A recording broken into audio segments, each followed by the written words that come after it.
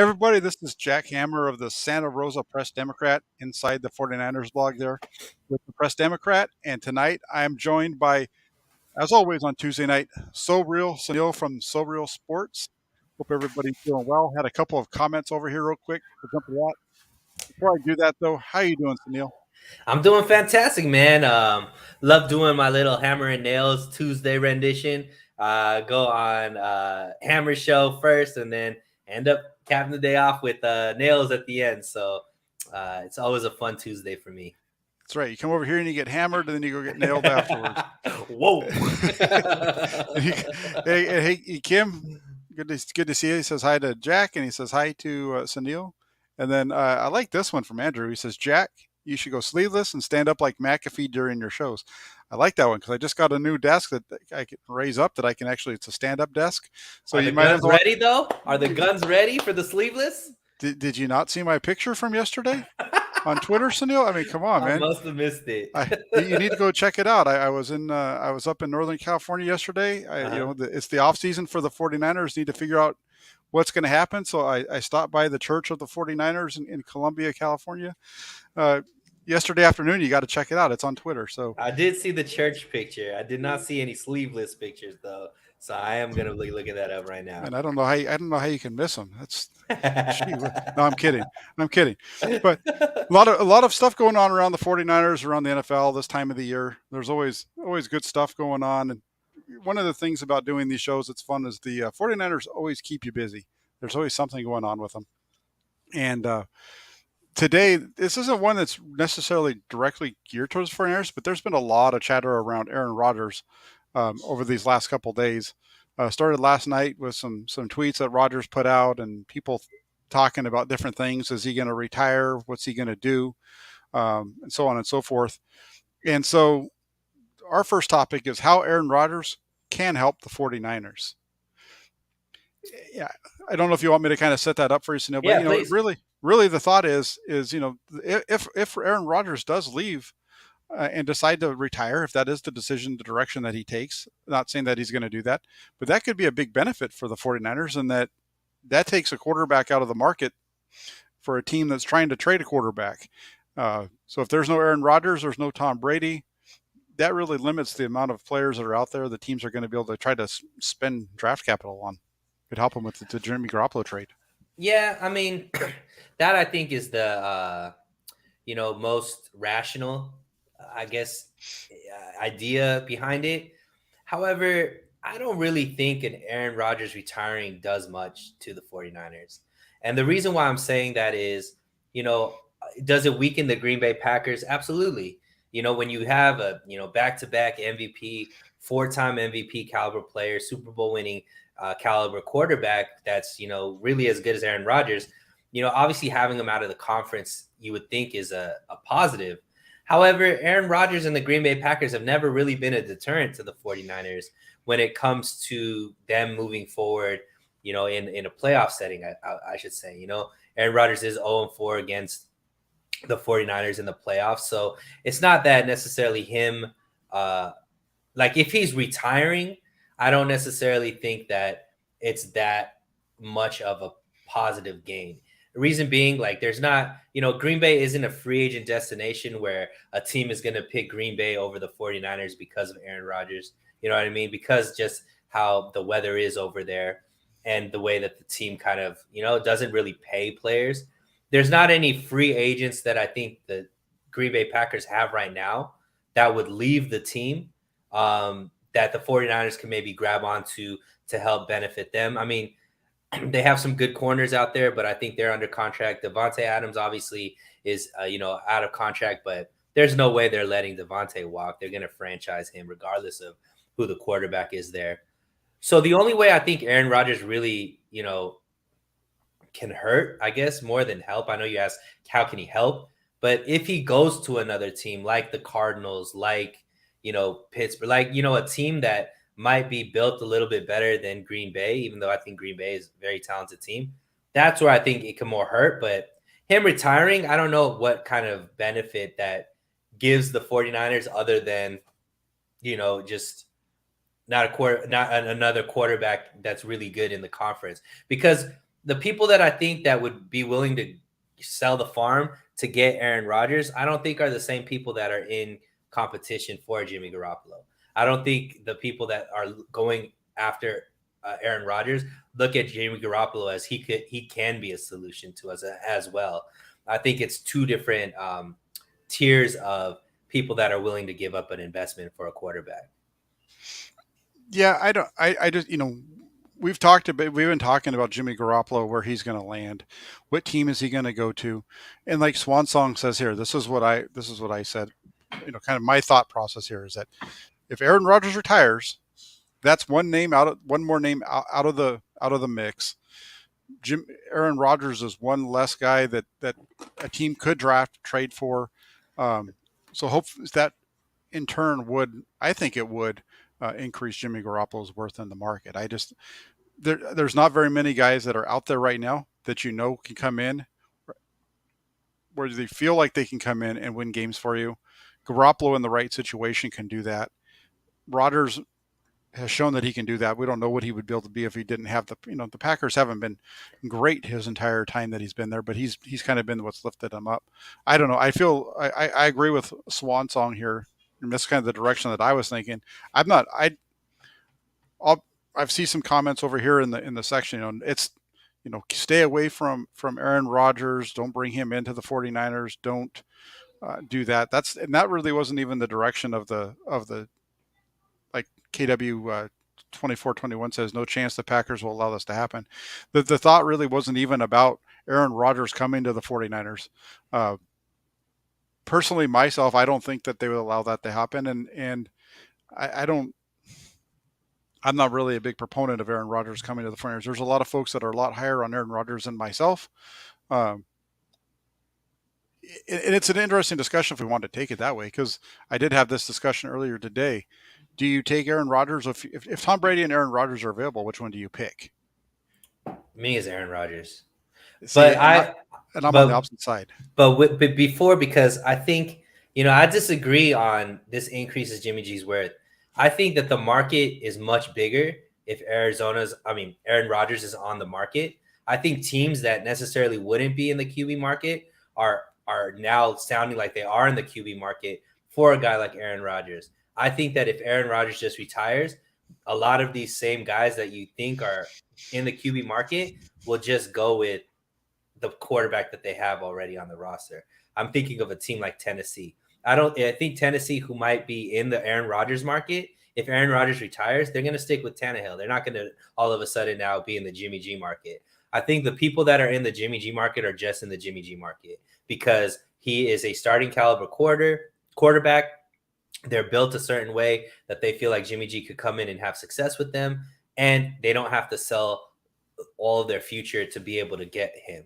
I don't think that same mentality is the people that are in the Aaron Rodgers market. So everybody that's in the Jimmy G market is in the Aaron Rodgers market, but not everybody that's in the Aaron Rodgers market. I don't know why I keep saying Arizona. Aaron Rodgers market is in the Jimmy G market. So I really think that that's more kind of just hopeful and wishful thinking that if Aaron Rodgers falls out, all of a sudden that increases Jimmy G's value. I don't think they're in the same caliber of teams that are looking at them. Yeah, and where I disagree with you is that is a team, say, like for example, Denver. Denver's been connected to Rodgers going back to last offseason, right? Mm-hmm. Right before the draft, that was everybody thought that Denver was going to be the location that he was going to go. Denver is a spot that I think would be a good spot for Jimmy Garoppolo because they're going to be running a system very similar to the 49ers. They have, it's the same system. It's just a different head coach there, but it's going to be similar to what he's used to. Do they feel like Garoppolo would be an upgrade over what they have currently? I mean, I don't. The quarterback they have there right now isn't all that great. He's not that much better than Nick Mullins, to be honest with you.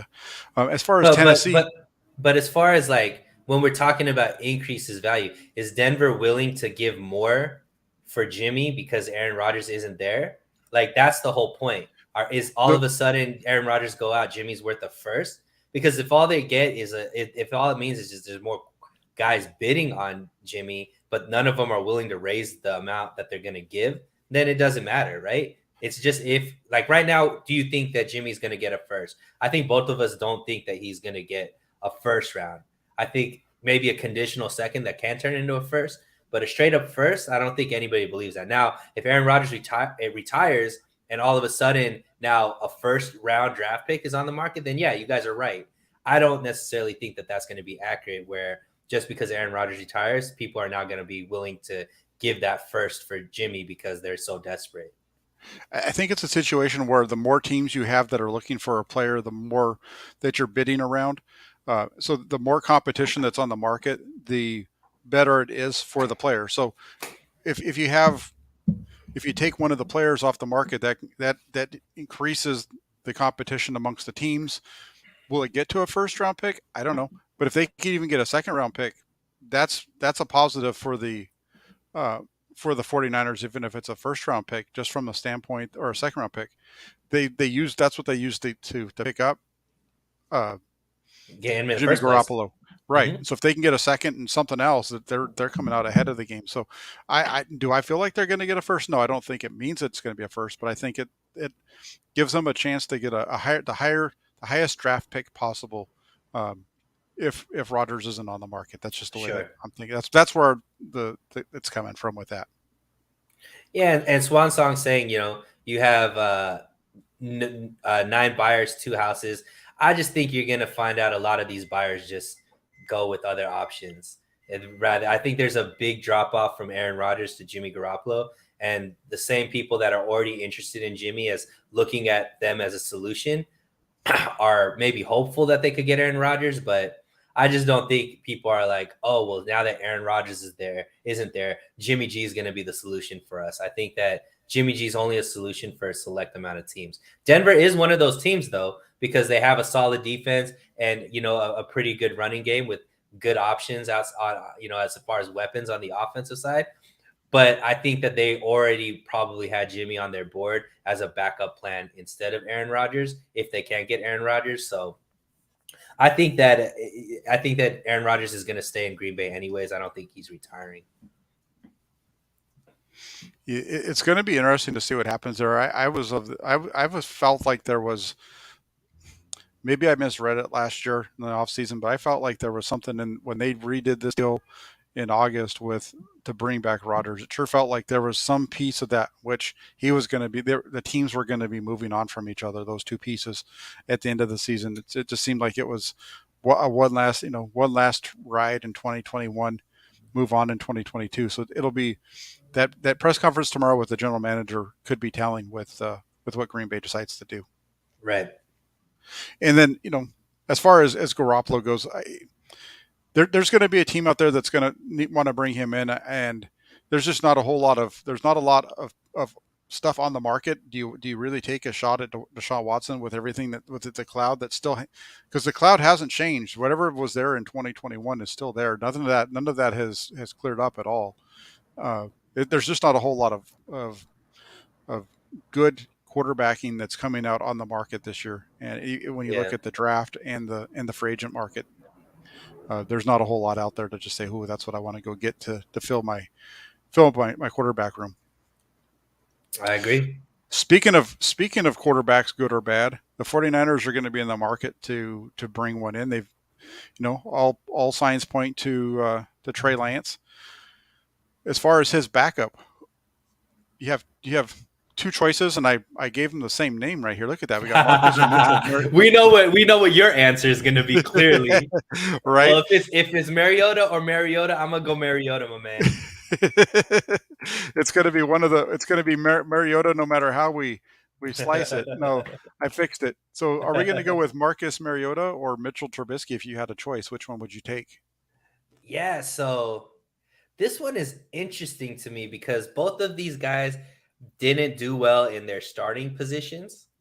However, have shown some promise as a backup quarterback, right? So when Marcus Mariota came out in spot duty with the Raiders, he looked pretty decent, right? He looked like a weapon with his legs, as well as, with his arm, been able to make some plays and Mitchell Trubisky over there, backing up Allen with what the Buffalo's been able to do developing quarterbacks, looked pretty good in whatever spot duty he was able to do as well.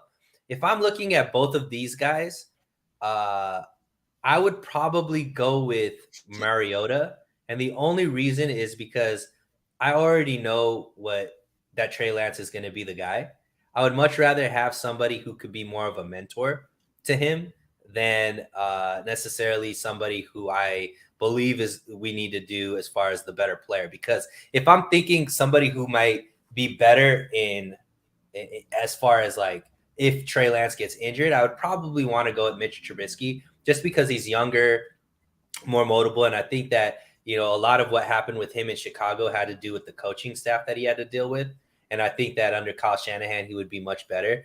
And I like his attributes a lot. However, I want Trey Lance to stay healthy. I want him to be able to play, the whole season, or maybe miss like 1 or 2 games. So I would much rather want Marcus Mariota's mind and just how he's been able to be a professional in the league.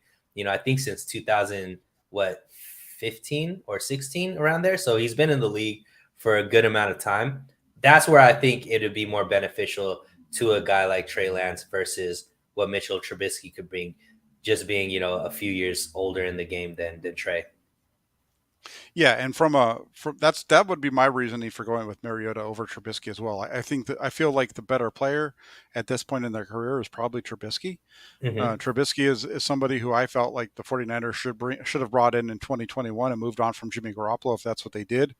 His obviously his cap number was quite low with Buffalo, and this is an interesting one because there's a lot of speculation that Trubisky is actually going to end up in New York because he took the chance to go over and really took a small deal to join the Bills and kind of learn under Brian Dable, and then Dable gets the job in New York, and there's a possibility that maybe Mariota or Trubisky is going to follow him onto his next location. Mm-hmm. I like Mariota though for the reasons that you mentioned, from the standpoint that I think he was a second pick taken in the draft that he Yeah, came out. behind So he's Winston. right, so he understands the pressure that's going to be on. Um, I mean, both of these guys do, right? They were both top quarterbacks in their draft Mm-hmm. and or near the top, so they both are going to understand what it's like to be a high profile draft pick. But Mariota's been around the block. He's had success in the league, and like you said, the standpoint of understanding to watch the film and help coach them up and those types of things and have that type of a role in the room. I think that would be more of Mariota than Trubisky. I think I'd feel more comfortable with that happening in that case. So for me, it's going to be Mariota as well. Uh, A, of a these, lot of a lot of guys are asking in the comment section, Jack. You could probably speak to this better. 2 questions I've seen is: have either of these guys played in a similar system that Shanahan runs? And financially, are either of these guys even in the, I guess, in the ballpark of what the 49ers can afford to pay a backup quarterback? right now, I don't think that either run a hand type of scheme. I don't, but I also don't think that there's a whole lot that these guys can't. There's not a whole lot in the Shanahan. The Shanahan scheme is interesting when you really look at it. It's not overly complex. It's play action with over routes, and there's not a when I look through the what I've seen of the playbook and the installs and things like that, it's all pretty basic stuff in terms of reads. It's high low, or you're reading this guy here to here. It's pretty straightforward stuff. It's understanding all the wording and that kind of thing. But the schemes that they run aren't all that different from what teams around the NFL are running. So I'm not worried about either one of them from that standpoint. Let me take a look at one thing with Mariota. I'm not sure if it'll I show know us. he was one of the higher paid backups with the Raiders. I know he signed like a pretty decent deal there. For some reason I'm thinking 10 million, but I know if he's looking for that type of money, there's no way the 49ers could probably afford him. Yeah, he was. Well, last year he took up 3.5 million of the Raiders cap last year, according to Over the Cap in their valuation charts. They say that his valuation is 1.2 million dollars, just rounding up there, That'd which be seems a awesome, I little. think. Yeah, well, it seems a little low, but at the same point, Mariota really hasn't done a whole lot over the last couple Mhm. of years. He barely played at all in 2021. He only had two pass attempts in 2021. The year before, he played pretty extensively in one of the games, I believe it wasn't when Carr got injured, and he was Right. 17 of 28 for 226 and a touchdown and interception, and had a couple nice runs and that kind of thing. So, you know, it's kind of 6-1, half dozen the other. But I say on this one, I would go. Uh, I would lean more towards a Mariota than a Trubisky. Right. So I think Trubisky is probably still looking to be a starter in the league, whereas Mariota probably has kind of understood his role that he's probably going to just be a backup in the league at this point in his career. yeah, and the only reason that I'm bringing up Mariota, I've the article that I wrote recently with the options for the 49ers included both of these guys. Mariota's his name that came up just I don't know if it was this morning or yesterday from Jeremy Fowler, as if the 49ers are going to be kicking the tires on him. So it'll be interesting to see which direction they go there, because we know they're going to be signing a quarterback. So it's funny. It's I going to actually be brought Tyrod Taylor. Listen, we all know that when they brought in Anthony Lynn, Tyrod Taylor was coming with him. So we'll it's funny see. because I actually mentioned this, shoot, 3 or 4 months ago. When we knew, just looking at it, we knew Garoppolo was going to be gone. And I kind of just threw out there on Twitter one day, who are the 49ers going to be going after in this offseason? Because they're going to need to sign a quarterback. What direction are they going to go? And I got a lot of pushback from people, not as if, this isn't interesting. I don't care who they get as their backup. And, here we are in the postseason and or the offseason, and we're seeing a ton of discussion around the 49ers backup quarterback because, like I said, it's going to be a topic because it's quarterback, and you're looking for a guy that's going to be able to come in and uh, help out your new hired young gun, right? Yeah, and also we've seen what happens to the 49ers if they don't have a, a high caliber quarterback playing, right? We've seen if you just do the spot duty, bring in an undrafted guy or, somebody who maybe was a overreach at a third round draft pick, right? We've seen the team goes from a very competitive team to a non-competitive team. And I think that if we sit back and just are okay with a Nate Sudfeld or somebody of that caliber, we're just doing harm because look, this is still the NFL. And, as strong and mighty as Trey Lance looks, it's one injury. And if he's out, that could be the difference between the 49ers making the playoffs and competing or, all of a sudden starting from scratch again. So I think the caliber of backup quarterback is extremely important, not only for the mentorship, Jack, but just in case he has to play, we need somebody that could still help lead the boys because there's still a lot of talent on this team that needs to have a capable quarterback there to make things run. Yeah, and it'll be fun to see how this works out. I keep hearing, as you said, there's the Tyrod Taylor tie-in because of the fact that he played with Anthony Lynn, and maybe that's the direction that they end up going. It'll be fun. I always like to take a look at all the different sides, though, and so I feel like this Mariota thing might have some more legs than we're giving it credit for. Yeah. So just kind of staying with this, though, and staying with, we're talking a little bit about Trey Lance and who are his backups and those kind of things. Let's just stay with Trey Lance for a second and switch gears just a little bit to the draft, and a name that everybody seems to want to connect to the 49ers, and I think it has to do with Trey Lance because he's from North Dakota State, is Christian Watson, the receiver out of NDSU. Do you feel like that's a move that the 49ers should make?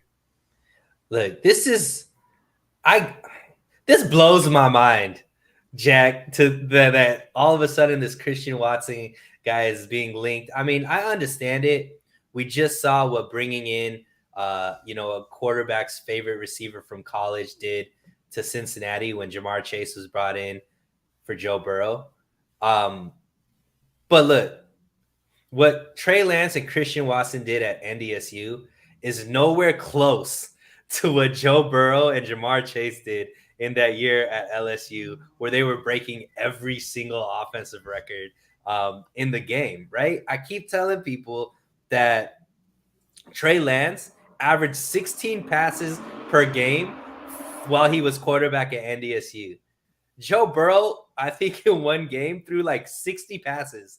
He was throwing, just pass after pass after pass, right?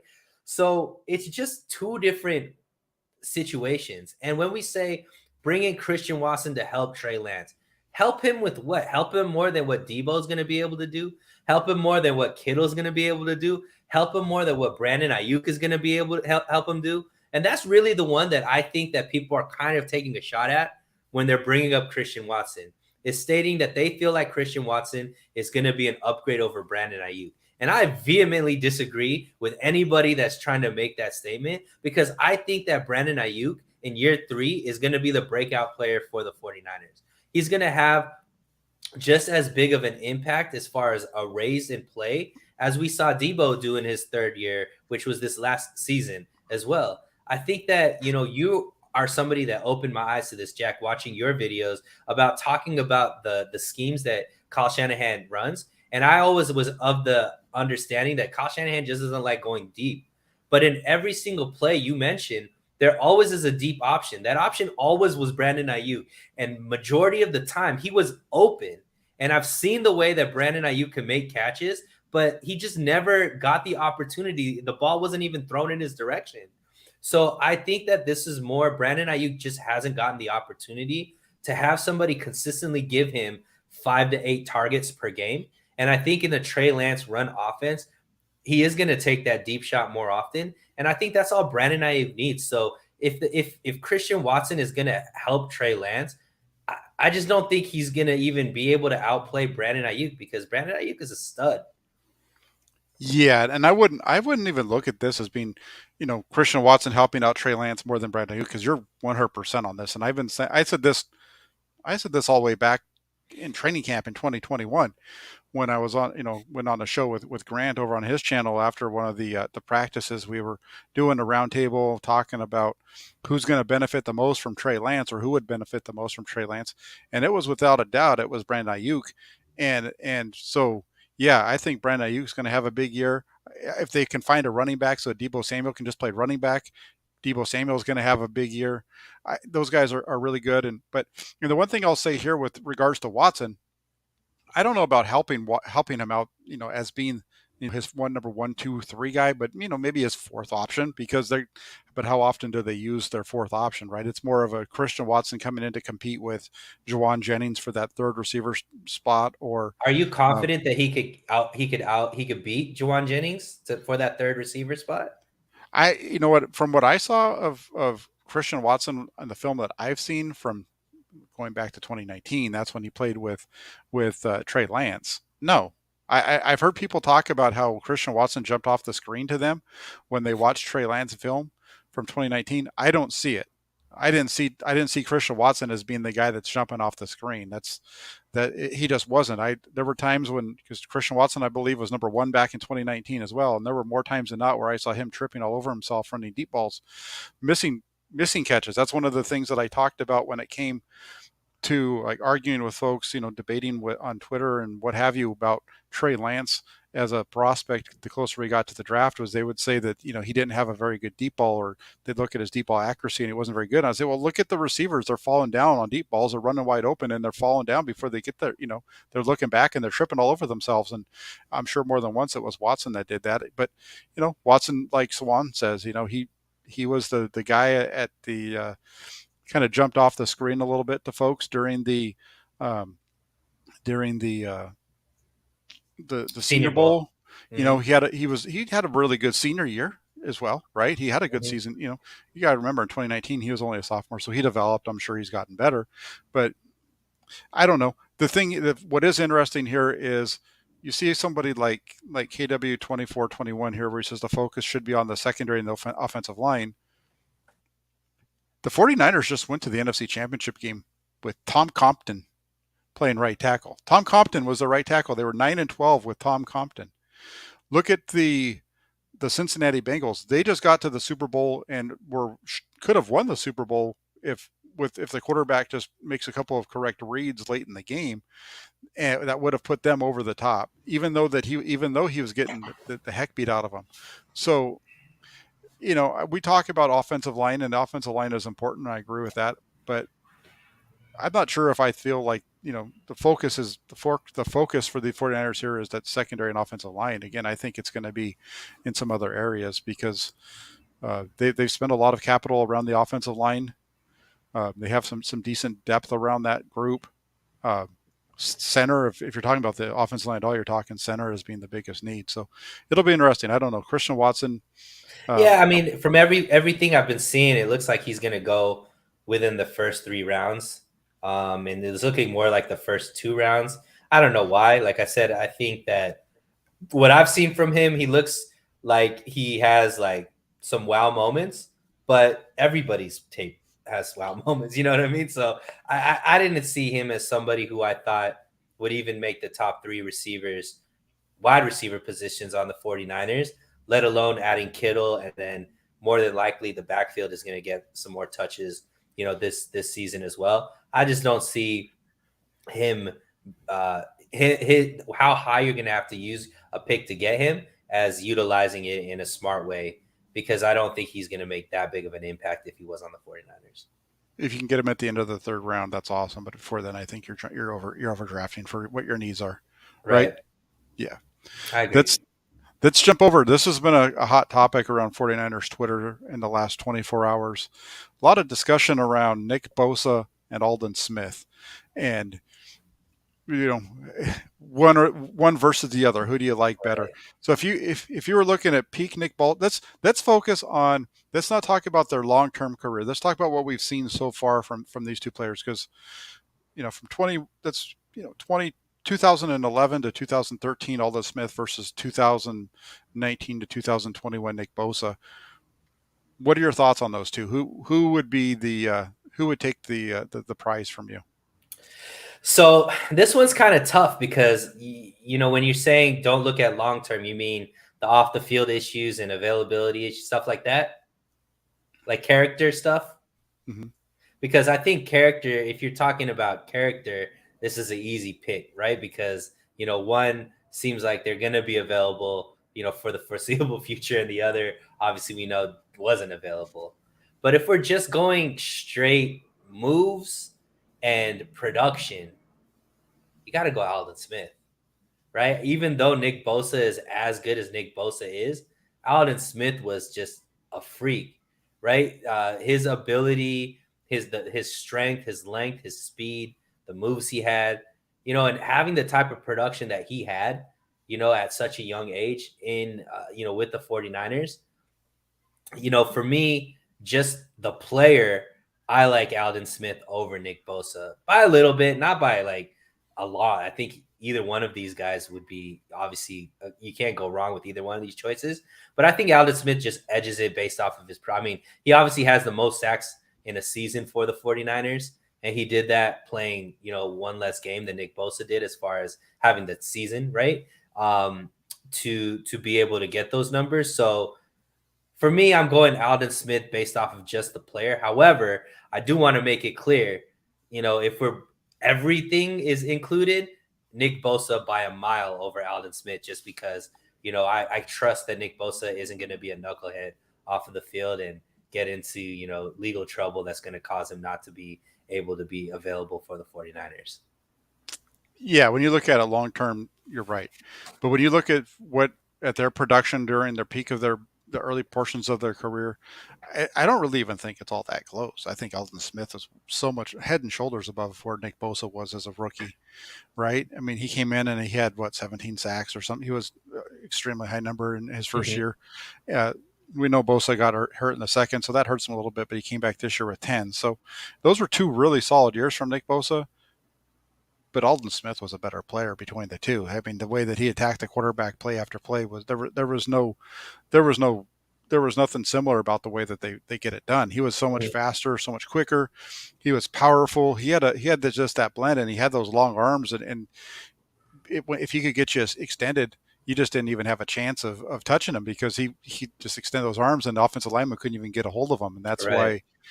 Joe Staley struggled against them. Trent Williams, those two have both said that Nick Bosa Aldon Smith is the best defensive player that they've ever had to go up against. So for me, it's Aldon Smith all day over Bosa, but that doesn't mean that, long term, Bosa's going to going to be the better two for the entirety of their career, just because, like you said, he's not going to run into the off field issues that we saw plague Alden Smith. I'm with you, man. Very well said. All right, let's jump over to one more of these, uh, one or the other. And what time do you have to get off by 6:15?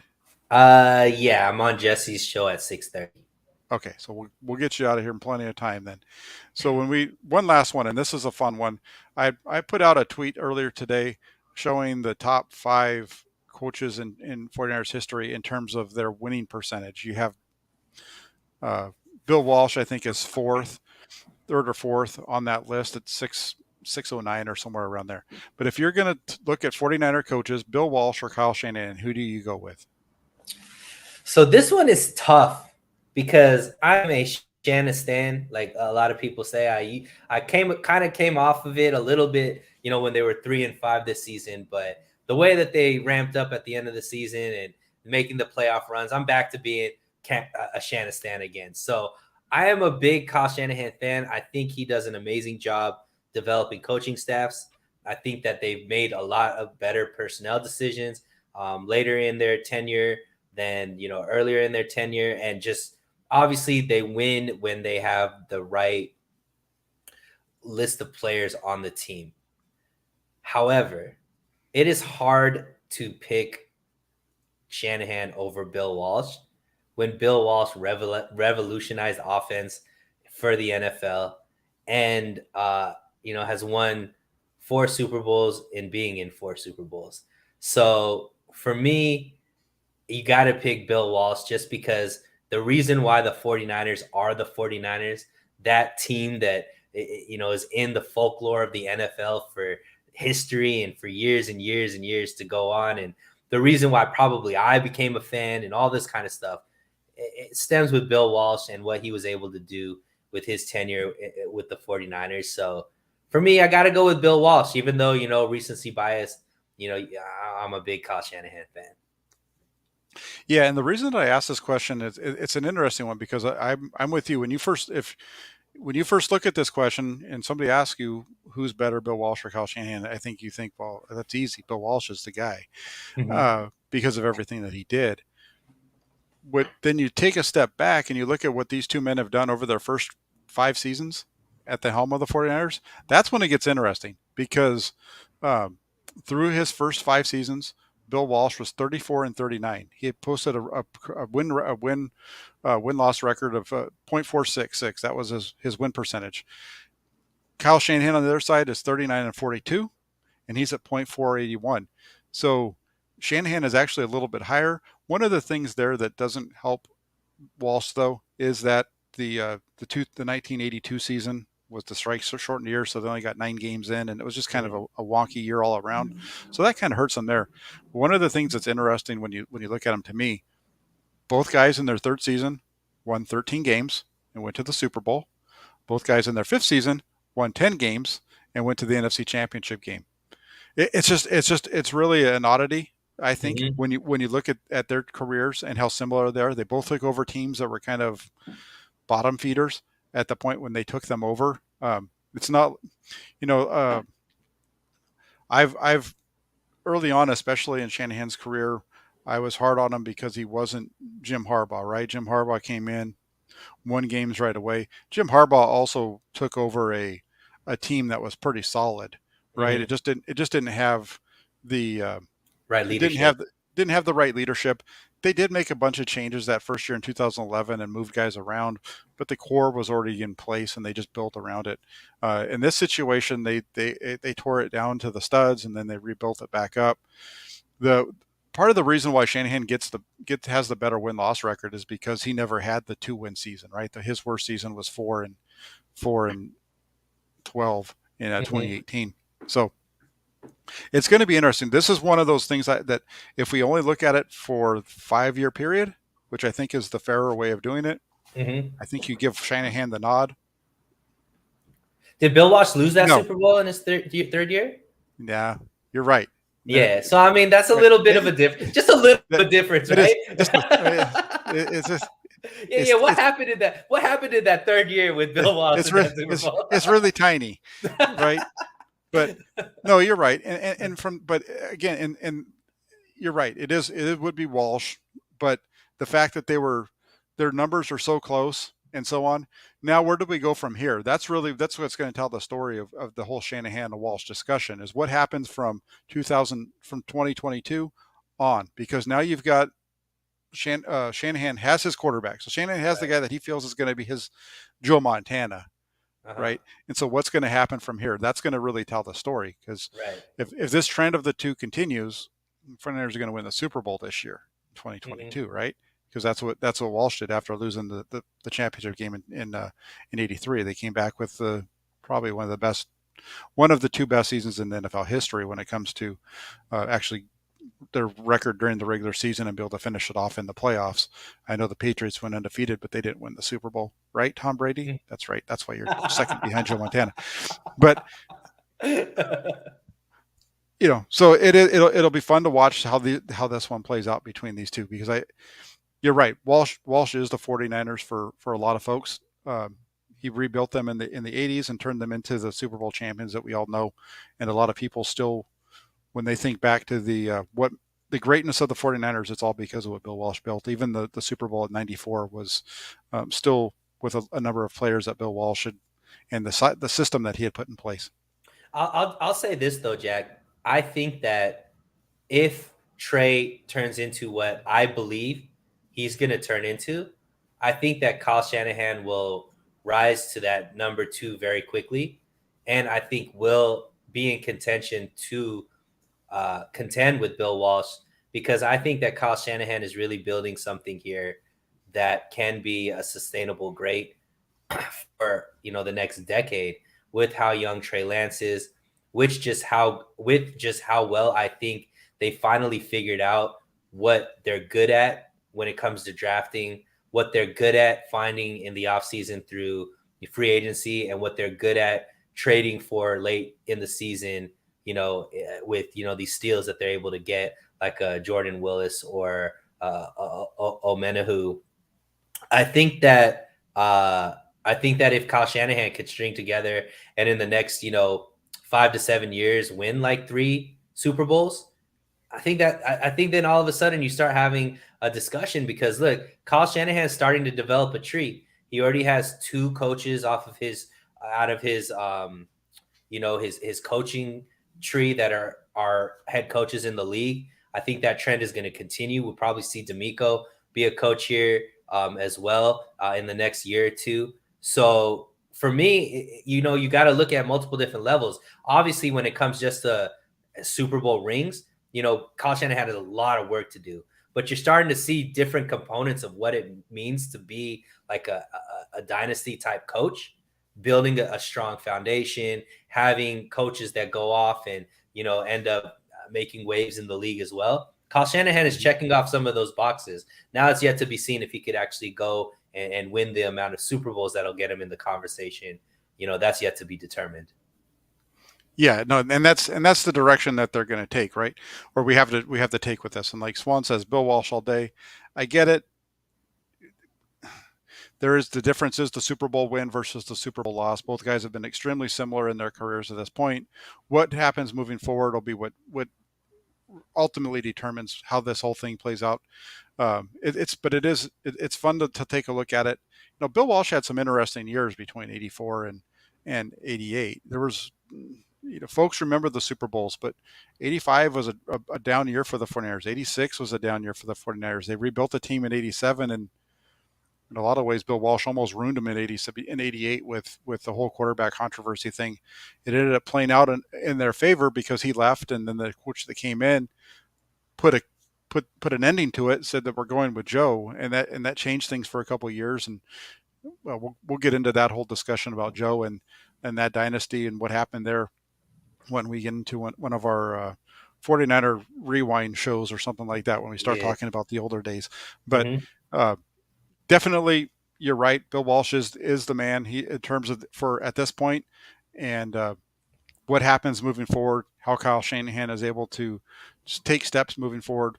We'll see how that works out. One thing Walsh never had to deal with was a salary cap, though. That's one of the things that's different about their situations. Absolutely. But, no other teams he was competing against had to deal with the salary cap either. Mhm. So, but then again, the 49ers did do a lot with that, no having salary cap that other teams didn't take advantage of. So it is what it is. Yeah. That's crazy when you turn back and you look at some of the guys that were on the 49ers roster, and how good they were, how deep they were, like in the early '90s, for example, when they had Joe Montana, Steve Young, and Steve Bono as their three quarterbacks on the roster. I mean, you know, Montana went on to the AFC Championship game with the Kansas when City. they traded him, yeah, and then Steve Bono ends up following him to Kansas City and goes 13-3, and he goes from a third string quarterback to a Pro Bowler in the AFC in I think it was 95 was the season that happened. So Yeah. Bill Walsh knew something about quarterback play, huh? a little bit, a little bit. Do we need to get into Jim Druckenmiller? Do we need to get into Giovanni Carmazzi? Yo, Rick Jim Rick Druckenmiller in Rick the weight Meyer? room though. In the weight room though was electric. Jim Druckenmiller was something else in the weight room. That deadlift was nasty. So I will take no Jim Druckenmiller slander on while I'm around. Yeah, he wasn't actually Walsh wasn't the guy that picked Druckenmiller. He was against that pick. Um, he wanted somebody else. I think it was Jake Plummer in that draft that he wanted that they Wow. Fryers didn't pick or something like that. The funny thing you're talking about, though, Druckenmiller was known for his strength, and it was something to do with um, uh, Virginia Tech would do like these strength competitions, and he was like dragging some car like 50 yards across the field or something like that, and that's he was so strong, and too bad it didn't mean anything Yeah. up here or with his throwing ability. So Yeah, unfortunately not. But yeah, oh but well. yeah, no, this is going to be a fun one uh, to keep an eye on. Bill Walsh, Kyle Shanahan. There's some similarities there. Like I said, they were both 13-3 in year three. They're both 10 wins in their fifth season. So if my calculations are correct, the 49ers are going to go 15-2 this season and win the Super Bowl. So you heard it here first. They're going to do that with Trey Lance, who we all know isn't ready at the moment. The spreadsheet Hey, says so, at least. well, I mean, no, I mean, who cares about the spreadsheet? Booker McFarland, when he speaks, people need to listen. Right. Kidding, folks. I'm kidding.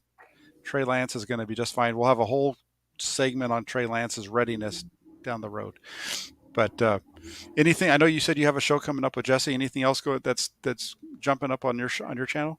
Yeah, definitely. I mean, I'm gonna be in Jesse here for our Tuesday evening show right in about 20 minutes. So definitely come check us out there.